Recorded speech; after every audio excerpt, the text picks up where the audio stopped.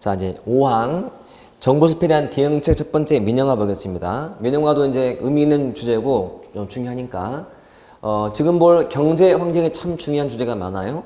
다 중요하다 보시면 되고 특별하게 중요한 것이 시장 실패랑 정부 실패인 거고 중간도 다 중요한 거예요. 규제도 중요하고 얘도 중요하고 민영화는 주로 나오는 게 민영화의 방식이 있어요. 민영화 방식이 있고 민영화의 장단점 정도 파악하는 게 가장 일반적이에요. 그래서 민영화의 장단점은 어차피 개념만 다 풀리기 때문에 여러분 모든 이론의 어떤 내용의 장단점은 특징을 알면 나와요. 자동으로 나와야 되고 그 다음에 나머지가 이제 모르면 틀릴 게 있어요. 그게 이제 좀 예외적인 문제예요. 그러니까 지금 설명드린 민영화의 방식과 민영화의 장단점이 문제의 한 95% 정도. 나머지 5%가 좀 특이한 게 나올 수 있어요. 물론 드물지만. 자, 뜻부터 보자면 개념부터 민영화 또는 민간화 같은 말인데 그냥 쉬운 말로 민간처럼 운영해보자. 뭐 그런 뜻이에요. 민영화. 모든 뜻은 단어로 푸는 거예요. 민영화. 민간처럼 운영하는 것. 우리가 평상시에 민영화 그러면 어떤 단어가 앞에 있어야 될 것 같아요. 뭐 민영화하자. 뭐 민영화하자. 공기업 민영화하자. 많이 들어봤죠? 공기업 민영화하자. 자, 공기업 하면 대표가 뭐가 있을까? 공기업 대표? 뭐 철도, 뭐 도로, 뭐 한전 이런 것들. 공기업의 대표잖아요. 만약에 철도 공사를 민영화했다. 이 정도의 느낌이 가장 기본이야, 기본. 보자면 지금처럼 정부가 하고 있는 사업 중에서 또는 정부가 갖고 있는 지분을 아예 민간한테 다 팔아 넘기는 거예요. 이게 가장 좁은 의미의 민영화예요. 매각한다? 쉽게 말하면 매각한다. 정부의 지분을 다 파는 거예요. 매각. 다 팔기에는 좀 문제가 많다 그러면 정부가 책임은 지지만 위탁을 줘요. 민간 위탁을 줘. 이게. 민간 위탁. 계약을 통해서 맡기는 거죠. 민간한테. 계약 공급. 여러분 항상 행정학은 괄호에 병기되어 있는 영어는 꼭 봐두셔야 돼. 왜냐하면 번역을 다 달리하기 때문에 모르면 틀려요. 그래서 영어가 그냥 있는 게 아니기 때문에 무조건 영어는 같이 보셔야 돼. 자, 매각, 그다음에 이거는 위탁, 계약 공급, 컨트랙팅 아웃이라고 보통 말을 해요. 번역은 되게 많아서 뭐 정부 계약도 있고 계약 공급도 있고 되게 많아. 아무튼 정부가 책임은 지지만 생산은 직접 하지 않는 거예요. 맡겨서 하는 거니까. 이게 민영화고 또는 공직 내부를 민간처럼 해보자. 내부 민영화가 있어요.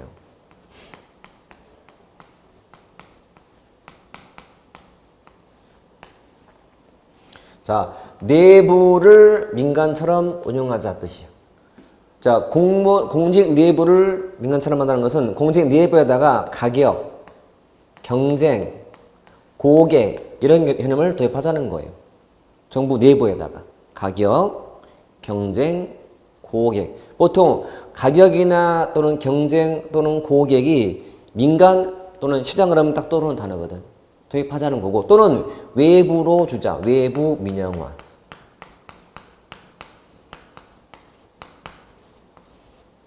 이거는 이제 외부로 주자는 거죠. 외부로 주자. 외부 민영화.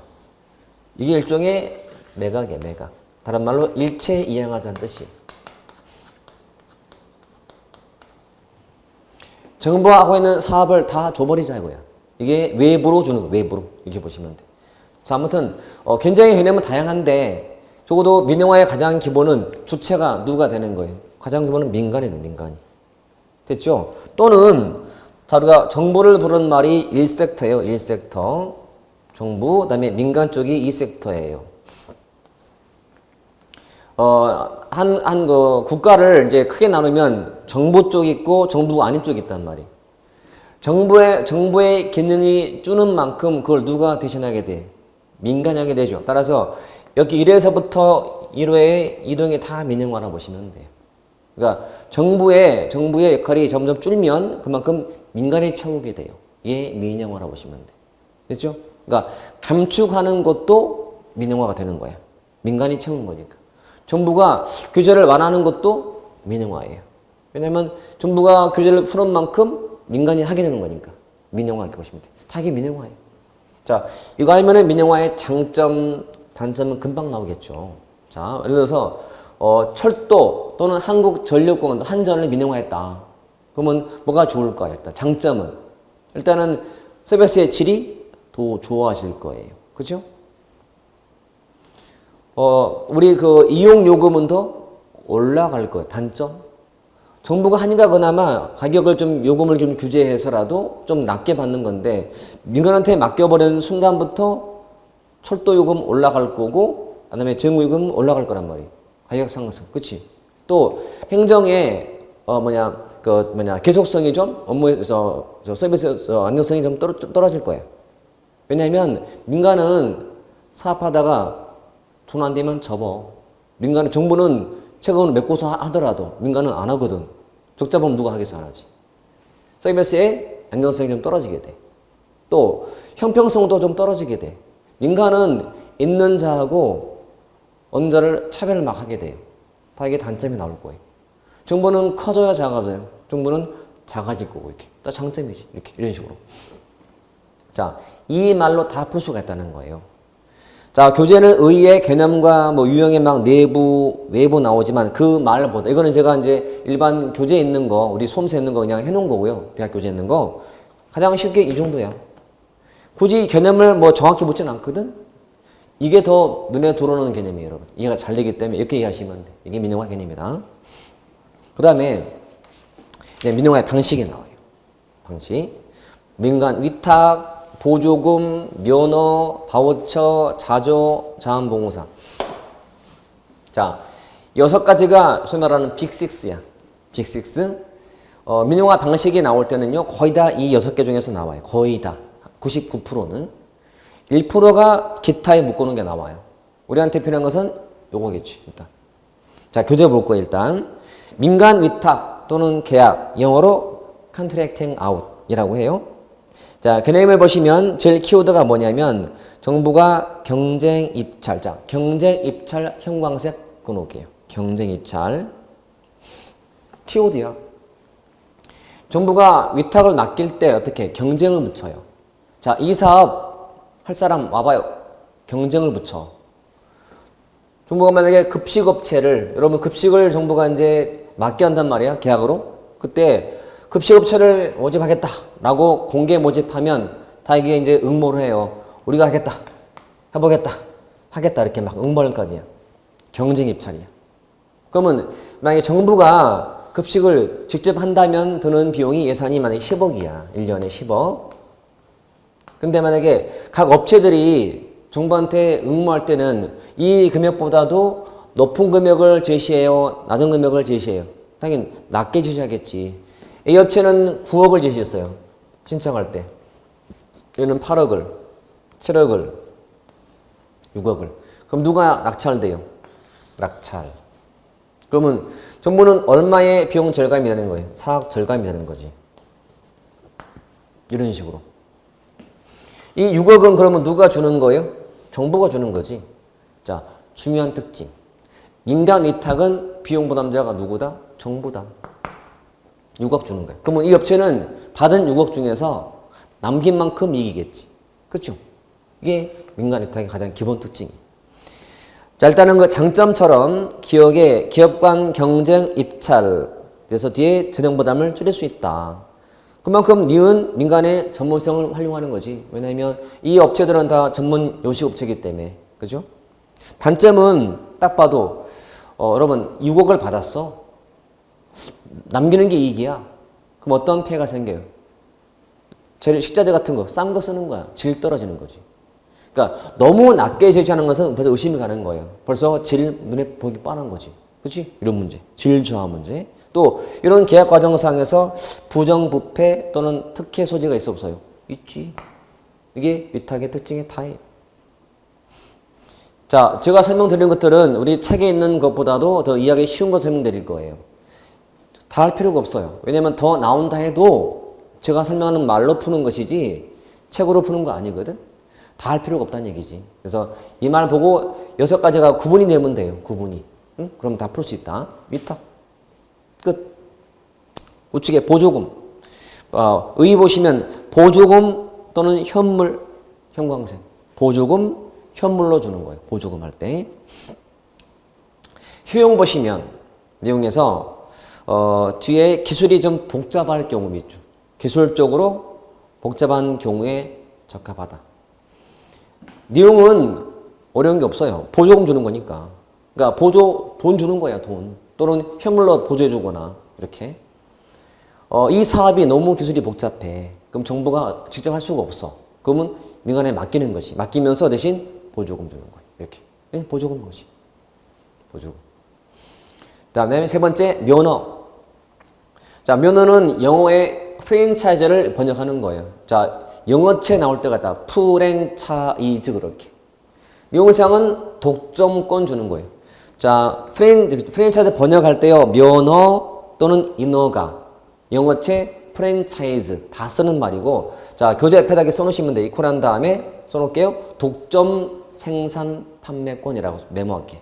독점 생산 판매권 이렇게. 자, 프랜차이즈는요 독점권 주는 거예요. 의봤더니 민간에게 자, 그 다음 밑줄 일정한 구역 내에서 밑줄 일정한 구역 내에서 뒤에 권리 인정 밑줄. 자, 일정한 구역 내가 중요한 힌트예요. 무슨 말이에요? 그 구역 내에서 뭐 주겠다고? 독점 권리 줘. 독점권. 그 지역 내에는 하나만 주는 거예요. 프랜차이즈 방식. 그러면 두 번째 문장 시민 또는 이용자는 밑줄. 그 다음에 비용 지불 밑줄. 프랜차이즈 방식은 누가 비용 부담한다. 이용자가 부담한다. 누가 아니고 정부가 아니고 그거 중요한 거예요. 됐죠? 자, 사례 활용 분야가 폐기물 수거 처리 또는 자동차 견인 보관 이런 것들. 자, 폐기물 수거 업체는 그 지역에 하나만 정부가 주는 거예요, 권리를. 그러면 그 지역이 그 지역 내에서는 독점인 거예요. 자, 자동차 견인 사업소가 지역에 하나 있는 거 하나. 독점권 주는 거지. 그러면 비용 부담자는 폐기물 버리는 그 사업장에서 부담하는 거예요. 정부가 돈 주는 게 아니고 정부는 뭐만 준 거예요? 권리만 준 거라, 업체한테. 됐죠? 이게 프랜차이즈 방식이에요. 프랜차이즈 방식. 당연히 봐요. 독점이니까 좀 폐해도 걱정이 돼야 안 돼. 되는 거지. 정부가 좀 규제하게 돼. 그게 의의 뒤에 나와. 서비스의 수준과 질은 정부가 규제한다. 이렇게 너무 과하지 않게 이런 식으로. 그 다음에 바우처. 바우처는 뭐 구매권 또는 영어로 말하면 바우처 또는 쿠폰이라고도 번역을 해요. 흔히 하는 말은 쿠폰이야. 쿠폰인데 요즘에 더 많이 쓰는 용어가 바우처가 돼버렸어요. 우리 옛날에 지금도 쓰면 그러면 쿠폰 많이 되게 많죠. 쿠폰. 영화 쿠폰, 커피 쿠폰 있잖아. 쿠폰. 그게 바우처야. 바우처. 그러니까 바우처란 권리증이야. 권리증. 권리증서. 여러분 커피 살 때 보여주는 게 쿠폰이야. 전자 쿠폰 딱 보여주는 거야. 하고 딱 찍으면 되잖아. 권리야. 권리. 권리증으로 보시면 돼. 식권. 옛날에 종이 바우처거든. 이게. 종이로 발급하는 식권. 이게 권리증이야. 밥 먹을 권리. 이렇게. 바우처 방식. 자, 의의봤더니 두 번째 줄에 금전적 가치가 있는 쿠폰 밑줄. 저는 지금 민영화 방식의 키워드를 지금 열심히 체크하고 있다. 그걸로 판단하시면 돼요. 금전적 가치 있는 쿠폰, 바우처. 자, 그럼 바우처를 받는 사람들은 그만큼의 혜택을 정부가 주는 거잖아. 그러면 비용 부담자는 누구예요? 정부예요, 이용자예요? 정부지? 바우처, 즉 쿠폰은 발행하는 사람이 부담하는 거예요. 내가 이 바우처를 가지고 서비스 이용했어요. 결산은 바우처로 하는 거야. 쿠폰으로. 그러면 이 서비스하는 업체들은 정부한테 모아서 청구하면 되는 거지. 그럼 정부가 돈 주겠지. 그거잖아. 우리가 할인 쿠폰 갖고 물건 사면 그 비용 부담자는 발행자잖아요. 똑같은 거지. 포인트야. 그러니까 지금 보면 비용 부담자가 누군지가 나름은 중요한 포인트다. 비교하기 위한. 그렇게 보시면 돼. 바우처. 자, 종류가 있다면 크게 밑에 종이 바우처라는 게 있고요. 넘겨보시면 전자 바우처가 나온다. 자, 약간 전통적 방식이 종이 바우처고요. 현대 방식은 전자 바우처야. 전자 바우처가 가장 쉬운 말로는 카드 같은 거? 정부가 발행할 때 종이로 발행할까? 아니면 카드 발행할까? 아니면 우리가 전자 쿠폰처럼 이렇게 뭔가 바코드 찍힌 뭔가를 발행할까 그 차이야.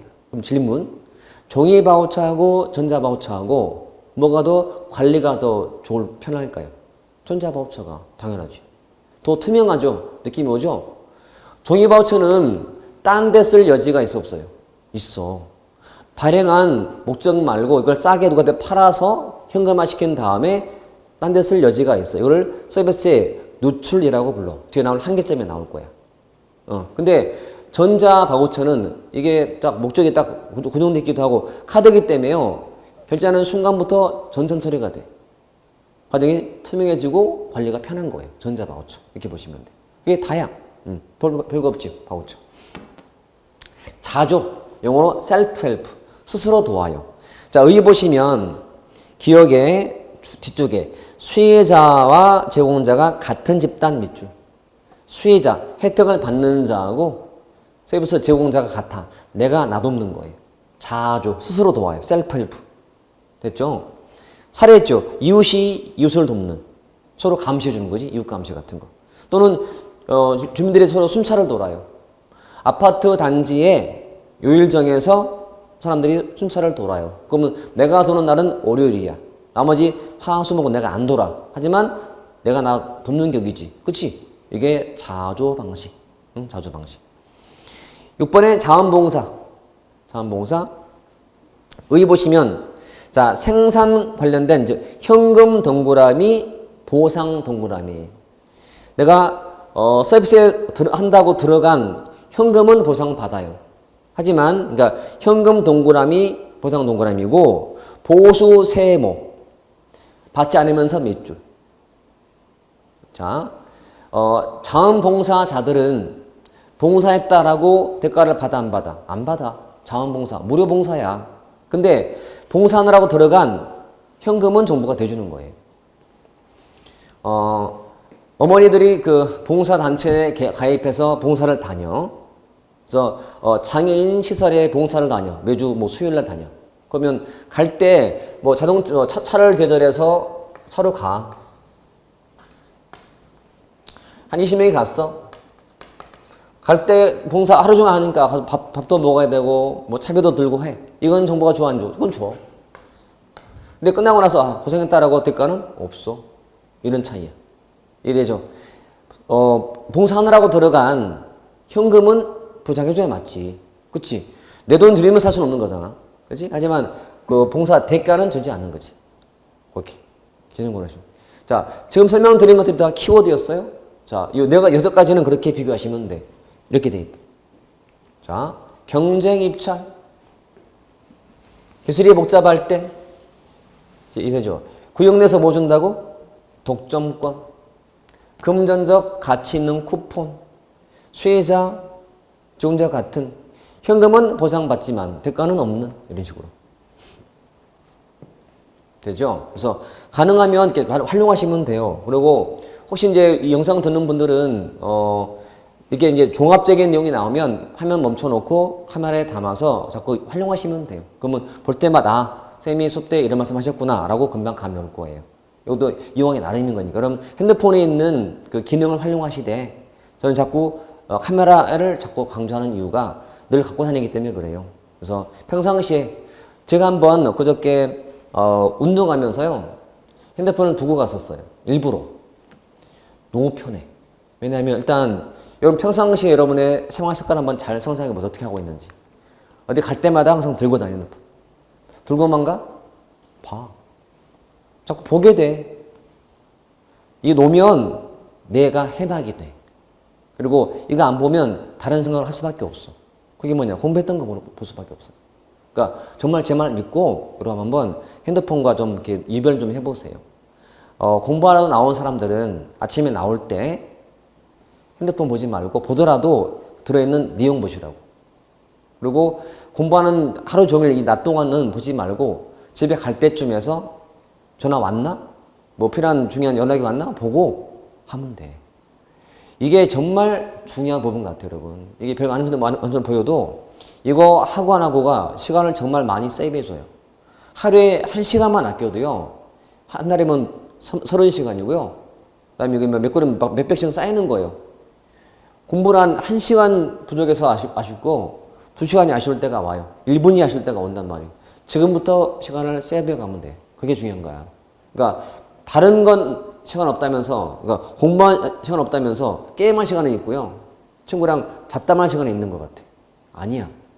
오로지 공부에 투자하셔야 돼요, 여러분. 공부는 때가 있다. 지금 이 시간 공부 열심히 하고 복습하고 이런 시간 보내셔야지 다른 시간은 절대 안 돼요. 그러니까 정말 잘 되고 안 되고는요 그런 차이야. 공부 잘하는 사람들은 시험 끝난다고 놀아요? 바로 공부 시작해요. 자, 중간고사 끝났어요. 노는 사람들은 못하는 사람들 100%. 끝나고 반성을 해. 내가 한 문제 틀렸어요. 아까워. 또 하는 거야. 그게 공부 잘하는 사람들. 이게 남 얘기가 아니야. 여러분이 돼야 돼. 여러분, 저는 이제 공부도 많이 해왔고 보고 정말 경험이 많잖아요. 똑같은 결론. 잘하는 놈들은 잘해. 다 그런 방식이야. 절대 게을르지 않아. 공부하고 안 하고가 굉장히 확실해. 할 때 해. 할 때라는 게 시험 볼 때까지 하는 거야. 끝나면 확 놀아요. 그게 진정한 공부꾼이야, 여러분. 그러니까 공부하는 경계가 뭐 흐지부지 되면 안 돼. 평상시에 공부하다가 좀 나가면 핸드폰 보고 다니고, 응? 안 돼. 아예 놓고 하시라고. 오로지 핸드폰은 공부하는 도구만 이용하셔야 돼. 법령 검색하고, 그죠? 이게 어찌 보면 되게 재미없어 보이지만 공부는 재미가 없는 거예요. 왜? 단순하기 때문에. 하지만 그걸 극복하셔야 돼. 안 그러면 공부는 안 돼. 합격은 못 하는 거예요. 그 다음에 참고했는 기타는 평상시에는 잘 안 나와요. 안 나오기 때문에 지금처럼 6개를 정확히 알면 되는 거고요. 자, 숙제 하나 남겨놓을게요. 58페이지에 왼쪽 날개에 보시면 두 번째 포인트 아래에 사바스가 제시한 공부 방식이 박스로 정리가 돼 있어요. 배열자, 그 다음에 생산자가 누구냐에 따라서. 그 박스를 카메라에 담아서 자꾸 보고 다니세요. 입력을 시키세요. 이거는 좀 이해가 안 되는 부분이에요. 그래서 강제라도 머리에 집어넣으셔야 돼. 요즘에 7급에 나오고 이미 9급에 나왔어요. 근데 아마 또 나올 수 있는 거예요. 나머지 9급 시험에서. 이게 사실 과거부터 있던 내용인데 안 나오다가 나온 거야. 왜냐면 자꾸 나오거든, 이거는. 많이 나왔기 때문에 뭐 새로운 거 없나 해서 내는데 공부를 해도 어렵고요. 안 하면 아예 못 풀어요. 적어도 풀 수 있을 때까지는 열심히 그걸 반복해서 숙지할 것. 그거는 숙제로 남겨놓을게요. 자, 민영화의 장단점 넘어가 볼게요. 자, 모든 장단점은 암기상이 아니라 했어요. 이해할 수 있다. 이유로 풀자는 거. 아까처럼 한국전력공사, 즉 한전을 민간한테 넘겼을 때의 장점, 단점으로 보시면 돼. 또는 나머지 방식을 갖다 대면 돼. 첫 번째, 효율성 향상 되죠. 왜? 시장에 맡겼잖아. 그지? 쉬운 말이지. 정보 규모가 적당해지면서 작아져. 어렵지 않죠. 민간 협력하는 거죠. 민간이 도와주잖아. 자원봉사 협력하는 거예요. 그만큼 전문성 높아져. 전문 업체이기 때문에. 그다음에 질적 향상 가능하죠. 민간 경제가 더 활성화돼. 민간이 주체가 되는 거니까. 민영화니까. 민간이 하는 거니까. 민간처럼 하거나 민간이 하거나 이거거든. 그러니까 당연히 활성화돼요. 또 자본시장의 저변이 넓어져요. 정부가 주식을 팔 때 국민들한테 파는 거예요. 그러면 국민들이 그 기업의 주주가 되는 거예요. 소액이긴 하지만 저변이 넓어지는 거지. 그리고 정부의 전쟁이 건전화가 돼요. 많은 공기업이 적자거든요. 적자인 공기업을 매각해버리면 그만큼 적자가 주는 거잖아. 전쟁이 좋아지는 거예요. 건전화된다. 그리고 보수 인상을 억제할 수 있다. 적자인 공사들에서 또는 공기업이 자꾸 보수 인상을 요구하고 있는 거야. 그럼 정부가 딱 한마디 하면 돼요. 자꾸 이렇게 보수 인상을 요구한다면 우리가 민영화를 검토하겠다라고 일종의 협박하는 거예요. 쉽게 말하면. 그러면 여러분이 지금 현재 공사 직원이야. 근데 우리 공사가 지금 적자가 많아. 근데 지금 노조에서 막 인상 요구 중이야. 근데 소식이 들려. 자꾸 정부가 우리가 요구했더니 민영화하겠다고. 그러면 더 보수 인상 요구할 자신 있나요? 없을걸? 왜냐면 민영화하는 순간 우리는 파산되거든, 기업이. 그러면 직장을 잃게 되는 거예요. 그러니 참는 게 낫지. 인상을 억제할 수 있다는 거예요. 자, 단점은 자, 책임 소재가 좀 불분명해져요. 형광색 제일 많이 나와요. 여러분, 정부가 뜻이 두 가지인데요. 정부가 해왔던 사업을 민간에 맡기게 되면 정부의 머릿속에서는 책임감이 사라지겠죠. 왜? 맡겨버렸잖아. 또는 정부가 위탁을 줬어요. 그러면 나중에 일 터지면 서로 책임을 전가하는 문제가 생겨. 책임, 전가하는 거야. 만약에 위탁을 받은 교육시설에서 잘못해서 얘가 사고가 났어요. 책임을 누가 질지. 그 위탁받은 그 기관이 질지 아니면 정부가 감독 책임을 질지가 서로 왔다 갔다 하는 거예요. 애매하죠. 그리고 세 번째 독점. 많은 공기업이 독점이야. 한전을 민영화했다. 그러면 전력은 독점 사업이잖아요. 독점 기업을 민영화해도 독점이야. 독점패가 남아있는 거지. 그 다음에 형평성 조회. 기억하세요? 시장은 효율성 추구하는 곳이에요. 형평성은 떨어지게 돼 있어요. 논리가. 기억하세요? 정부가 그래도 형평성을 나름은 고려하는 거예요. 논리가 항상 그래요. 시장은 효율성이다. 정부는 형평성도 고려하더라. 이런 차이. 네 번째, 안정성 저해. 가격 인상, 한전. 자, 그 1부터 5까지가 주된 포인트예요. 우측에 있는 6부터 나머지는요, 어쩌다 한번 나올까 말까 하는 그런 질문이어서 메인은 5가지라 보시면 돼요. 자, 역대리 문제라는 게 과거에 7급에 한번 나왔던 문제였고요. 자, 노출은 쉬워요. 노출. 아까 우리 바우처 같은 경우에 쓰는 말이기 때문에. 그러니까 바우처를 주정된 목적에 안 쓰고 딴 데 쓴다는 얘기지. 노출, 세더라. 여러분, 그 엄마가 준 도서상품권을 갖다가 싼 책을 사고 5만 원짜리 상품권인데 만 원짜리를 사고 4만 원 현금으로 받았어요. 이 4만 원 갖고 음식 사 먹는 거야. 이게 서비스의 노출이라고 부르는 거야. 노출. 딴 데 쓰기 때문에 하는 말이지. 그리고 크림 스키밍도 민간은 수익이 좋은 기업만 민영화하려고 하고 가져가려고 하고 민영화한 다음에도 수익 쪽만 사업하려고 하는 거야. 적자는 접어. 그러니까 알짜만 먹겠다는 뜻이. 이게 크림 스키밍 현상이다 불러요. 자, 등등등 이렇게. 여러분 항상 제가 말하지만 제 말을 잘 이해하셔야 돼. 항상 몸통이 중요한 것이지 저 밑에는 안 중요한 거야. 그래서 알면 되고요. 나머지는 나올까 말까 한 것들이 이건 좀 접어둬야 돼 지금은. 그래서 이걸 잘 이해한 다음에 나중에 문제 풀면서 이걸 이제 보충 내면 돼.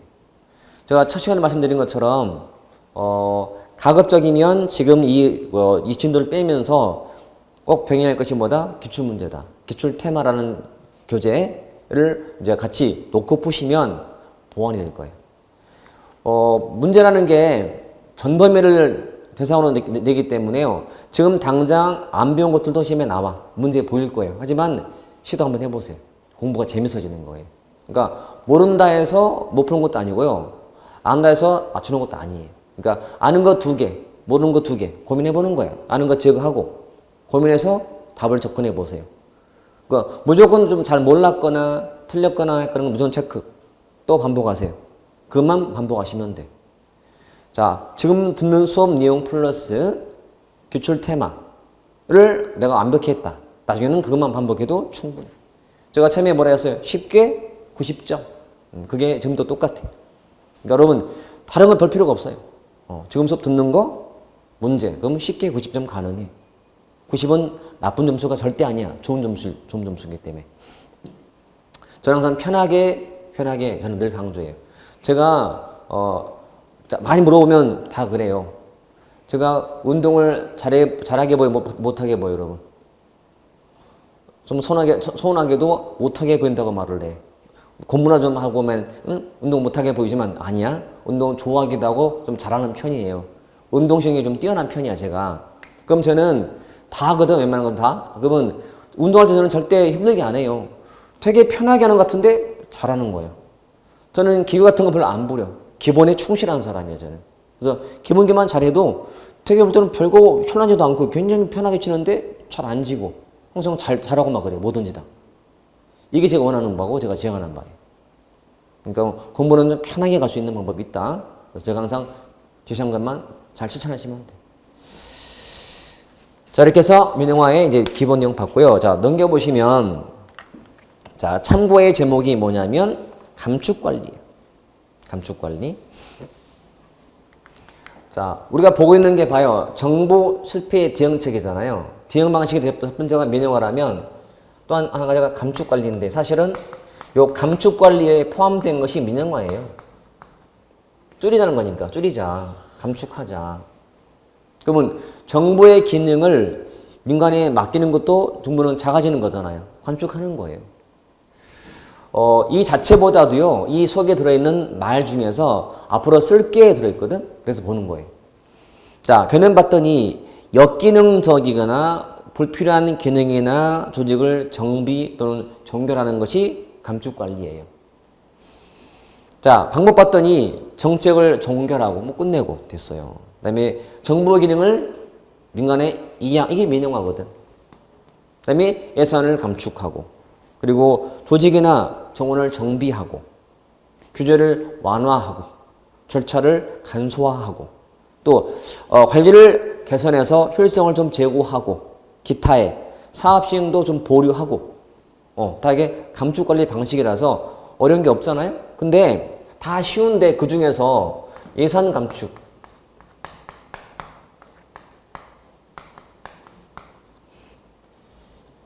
자, 예산을 줄이는데요. 대표적 방법이 지금처럼 요 GBB, 제로 베이스 버지팅, 영기준 예산하고, 그 다음에 선셋 로, 일몰법이 있어요. 일몰법. 이 둘은요, 자주 쓸 거거든? 자, 제로 베이스 버지팅, 즉, 영 기준 예산. 기준이 뭐라는 얘기지? 제로, 영. 기준이 있다, 없다? 없다는 얘기예요. 그러면 일몰법이고, 일몰법. 자, 이거부터 할게요. 쉬우니까. 일몰이 무슨 말이에요? 해는 진다. 꺼진다. 이렇게. 그러니까 해는 뜨면 자동으로 지게 돼 있잖아요. 아, 자동 감축법이에요. 어떤 사업이나 조직을 만들 때부터 이미 이 사업 기간을 정하는 거예요. 이 사업은 5년간 한다. 그러면 5년 되면 자동으로 끝나게 돼 있어, 법으로. 물론 필요할 때는 법을 개정해서 연장하면 되지만 원칙은 자동 사라지는 거예요. 일몰법이라고 해요. 이거는 뭐냐면, 자, 영 기준 예산. 우리가 만약 2019년도에 예산을 짠다면 보통 같으면 기준이 뭘까요? 전년도예요. 보통은 2018년도를 기준으로 삼아서 여기다 플러스 마이너스 알파. 이게 일반적인 예산 편성법이에요. 근데 해왔던 사업 중에도 문제 있는 사업이 있을까 없을까? 있겠지. 굉장히 비효율적이고 낭비 같은 사업이 있어요. 근데 보통 같으면 해오던 사업은 그대로 간다고 보는 거거든. 일종의 기득권 인정하는 거예요. 새로운 사업만 몇 개 검토한 다음에 추가하는 방식으로 하는 게 일반적이란 말이야. 만약에 해오던 사업이 1000개 있었고 1000개, 새로운 사업이 100개가 지금 제시가 돼 있어요. 자, 딴 때 같으면 끝난 사업만 빠지게 되고 이걸 보통 있다고 치고 이 중에서 몇 개만 추가되는 방식이란 말이에요. 이제는 그런 거 없다는 거예요. 해오던 사업 0으로 보겠다. 제로 베이스. 즉 해오던 사업이든 신규 사업이든 간에 총 1100개를 다 검토해서 순서를 매기는 거예요. 우선순위를 매겨서 순서가 밀린 사업들은 없어지는 거예요. 이렇게. 이 사업에는 이것도 들어갈 수가 있어 없어요? 있는 거지. 과거에는 해왔던 이유만으로 기득권 인정해서 계속 했었어요. 아무리 문제 있는 사업일지라도. 하지만 없다. 없애겠다는 거예요. 감축해 가겠다는 거지. 이게 영기준 예산 감축의 가장 대표적인 방식이에요. 참고로 아직 안 배웠지만 앞으로 나올 것 중에서요. 뭐 LIBS, 즉 품목별 예산 제도라 불러요. 그 다음에 PBS, 성과주의 예산 제도. 그리고 뭐 PPBS, 계획 예산 제도. 또는 무슨 뭐 CBS, 자본 예산 제도. 또는 MBO 같은 참여 예산 같은 게 있어요. 자, 이 어떤 것도 감축과는 관계가 없는 것들이. 이 둘만 감축 예산임을 아시면 돼. 그래서 뒤에 재무장 가서 나올 거예요. 이것들은 사실은 3편 가면 또 나오긴 해. 하지만 주로 나온 것은 재무 가서 나올 거예요. 예산이기 때문에. 그래서 이렇게 이제 흘러가는 상황에서 이 둘만 감축이다 이렇게 알고 있으면 돼. 요것 때문에 했다 보시면 되고. 자, 왼쪽 날개 봤더니 5번의 문제 있죠. 감축 관리 방안으로 틀린 것은 연기준 항상 나와요. 연기준 감축이 대명사. 일몰법 두 개 항상 나와야 돼.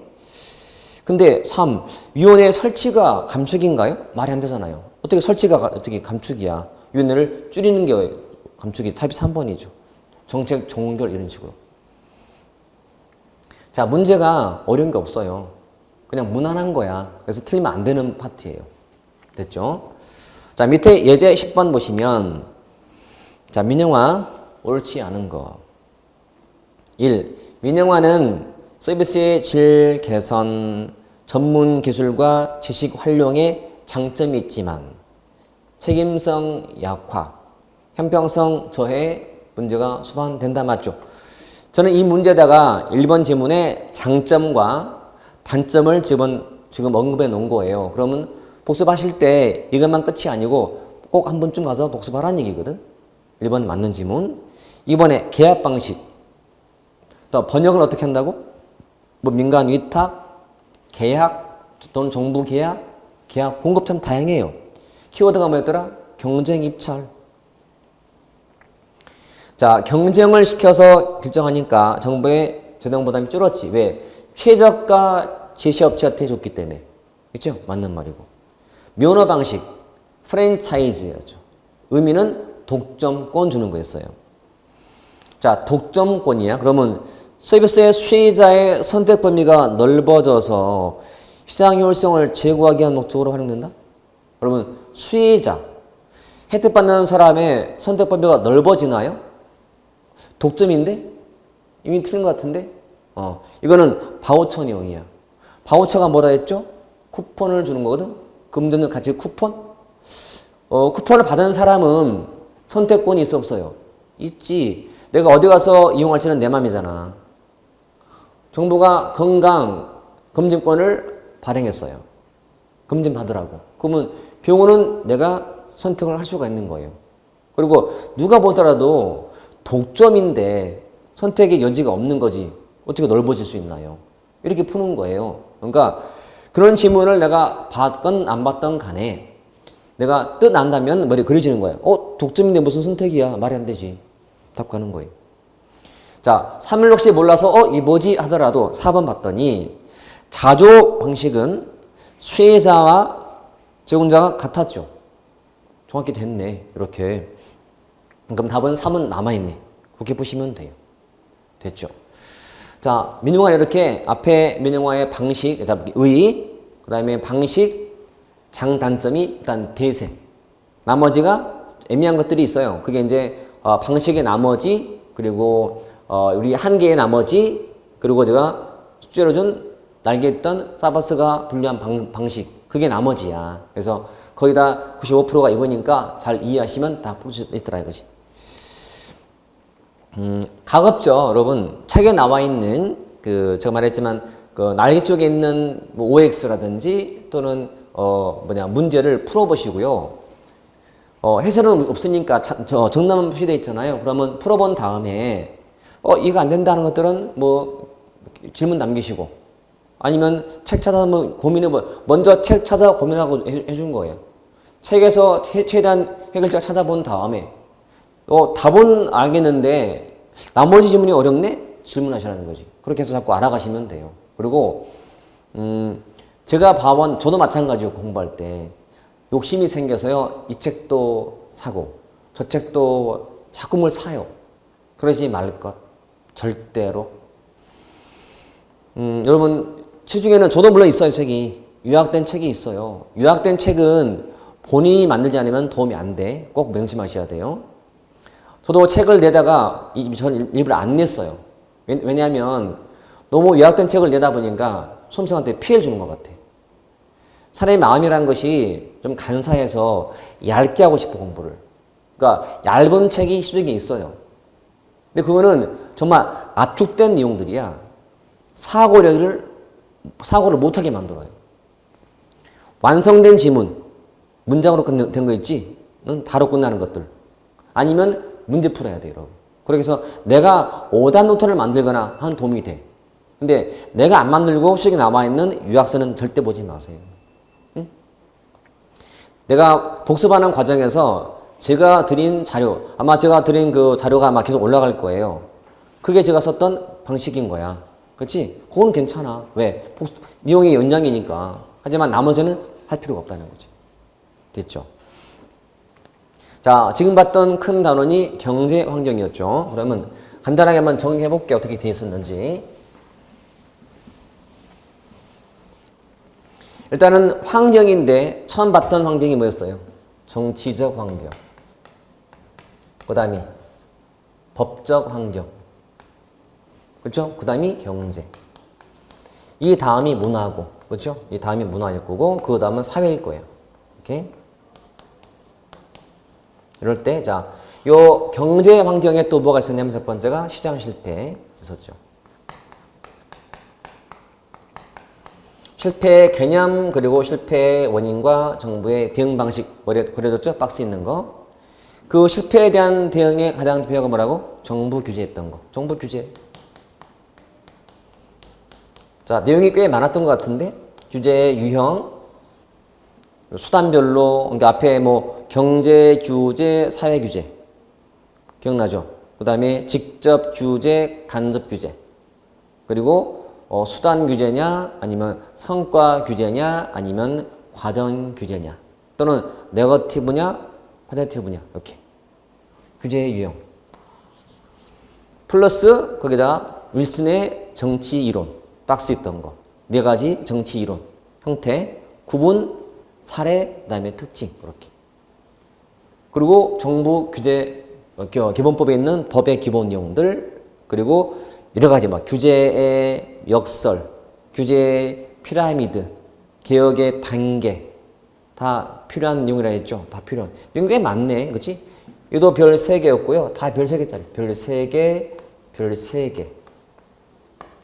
무조건 나오니까.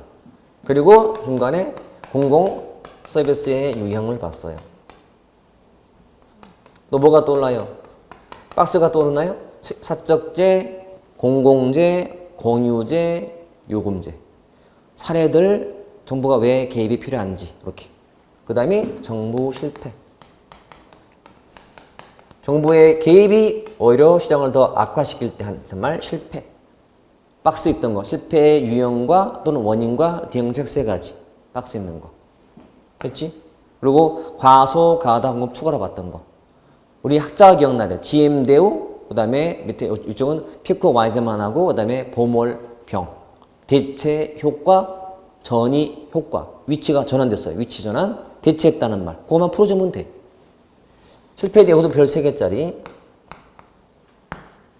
그리고 대응책인 민영화. 민영화의 방식, 민영화의 장단점. 이렇게. 또 한 가지가 감축관리. 이렇게. 방법을 봤던 거지. 대표가 예산 감축했던 거. 이렇게. 다 중요해. 그러니까 누가 봐도 정말 중요한 사항을 다 모아놓은 거예요. 그래서 이쪽을 정말 많이 복습하셔야 돼. 그리고 항상 인원에서는 부족하거든?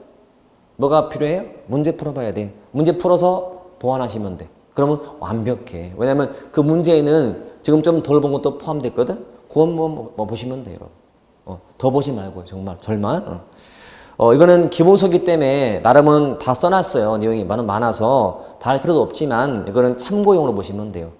우리한테 필요한 것은 수업 때 하는 내용과 그 다음에 문제 풀 때 나오는 그 정도가 다니까. 제가 누누이 강조할 거야. 계속. 왜? 안 할까 봐. 그리고 지금이라도 하셔야 돼. 나중에 할래요? 안 돼. 지금부터 바로 시작하셔야 돼. 문제는 꼭 필요하기 때문에. 책에도 나름은 문제를 많이 넣어놨지만 부족해요. 더 하셔야 돼. 알았죠? 자, 쉬었다가 보겠습니다.